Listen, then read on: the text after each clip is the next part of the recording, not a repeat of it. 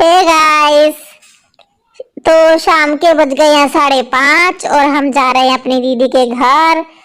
और हमने कर ली यहाँ से ई रिक्शा बुक पूरी उनके घर तक की।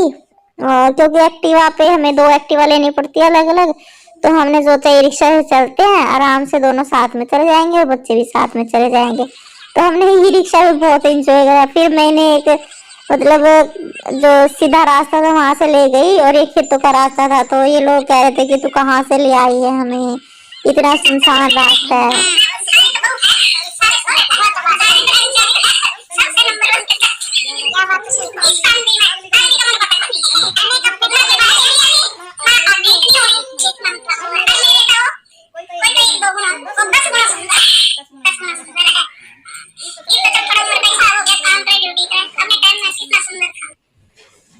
और ये जो मेरी दीदी की चाची सास है, तो हम जो शाम को बैठ के गप्पे मार रहे थे, और ये तो हमारा रूटीन है, जब भी हम इकट्ठे होते हैं तो बहुत बातें कर रही। अपने हस्बैंड की इतनी तारीफ कर रही थी कि बस पूछो मत। तो हम रात को सोए थे 3-4 बजे, सुबह फिर उठना पड़ा क्योंकि सुबह थी पूजा। और ये मेरी दीदी और जीजू रेडी हो चुके हैं और पूजा में बैठ गए हैं, और हम अभी बिजी थे अपने अपने कामों में। उधर फिर दोपहर को चल गया था खाना, तो मतलब दोपहर तो नहीं, मतलब जल्दी 11-11:30 बजे खाना स्टार्ट हो गया था, क्योंकि वही सत्यनारायण स्वामी की कथा थी, तो खाना जल्दी ही स्टार्ट कर दिया था। और उधर खाना फिनिश हुआ था 3 बजे के बाद। फिर दीदी ने कीर्तन रखा हुआ था, बाहर से मंडली आई थी कीर्तन करने के लिए, और फिर यहाँ पे किया कीर्तन। कीर्तन में भी बहुत मजा आया, इतने अच्छे अच्छे इन्होंने भजन गाए। बहुत अच्छा मतलब कीर्तन करते हैं जो मंडली है, मुझे नाम नहीं पता, बट हाँ बहुत मतलब मेरा इतना मन लगा कि बहुत ज्यादा।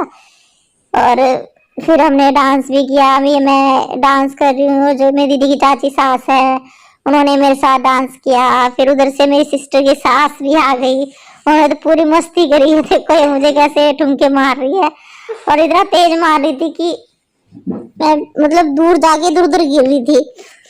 और फिर इसे यहाँ पे वो भजन चल रहा था, वो जो माता की चुंदड़ी मोल नहीं मिलती उधारी नहीं मिलती, मतलब माँ की चुंदड़ी के लिए हमें भक्ति करनी पड़ती है, ऐसे नहीं मिलती है वो। मतलब माँ की चुंदड़ी का मतलब है कि हमें कोई फल है जो भगवान से, वो तभी मिलता है जब हम उनको वो चीज के लिए भक्ति करते हैं, या उन्हें मतलब कोई भी चीज हम अपना टाइम निकाल के देते हैं।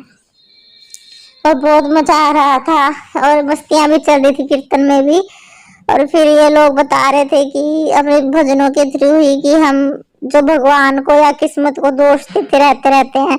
कुछ भी हमारी लाइफ में कुछ भी गलत होता है तो हम या तो भगवान को बोलते हैं, अपनी किस्मत को कोसते हैं, तो वो चीज हमें नहीं करनी चाहिए। और मतलब जो हमारे बड़े बुजुर्ग है वो तो हमेशा कहते ही हैं कि अगर हमें खुश रहना है ना, तो हमें अपने नीचे वालों को देख के रहना चाहिए, तो हम बहुत खुश रहेंगे कि हाँ हमसे नीचे भी बहुत लोग अभी गरीब या मतलब लाचार भी हैं, तो हम तो बहुत बहुत बहुत सबल है कि हमारे पास भगवान की तरह से पैसा भी है जिससे हम अपनी मर्जी का खा सकते हैं, पहन सकते हैं।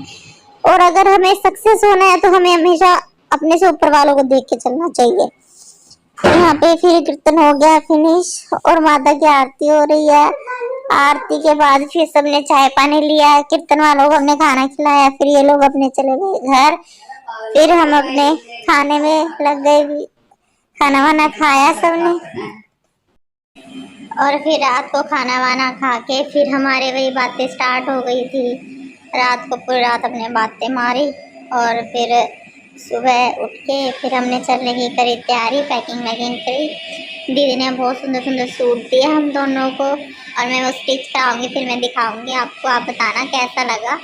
बहुत प्रेटी सूट है, बहुत पंजाबी स्टाइल बिल्कुल, मुझे काफ़ी टाइम से चाहिए था। तो फिर मैंने दीदी को बताया था कि मेरी दीदी मुझे ऐसे ऐसे सूट चाहिए, तो बस दीदी को तो हम कुछ बोल दे, बस एक बार वो पूरी कर देते हैं। तो फाइनली अब लग रहा है भोग माता रानी का, और भोग में हमने हलवा बनाया था, फ्रूट्स थे, वो जो मेवा होती है पंचमेवा वो थी। फिर मैंने थोड़ी सी एक ट्रांजिशन की वीडियो बनाई, वो जैसे मैंने सोचा था वैसे नहीं हो पाई। और ये हम बाय कर रहे हैं, अपने जो मिठाई के डब्बे दीदी ने सबके लिए किए थे वो कर रहे हैं, पैकिंग हमारी हो चुकी है, अब हम चल रहे हैं। और मेरी सिस्टम से थोड़ी नाराज़ है। Bye bye.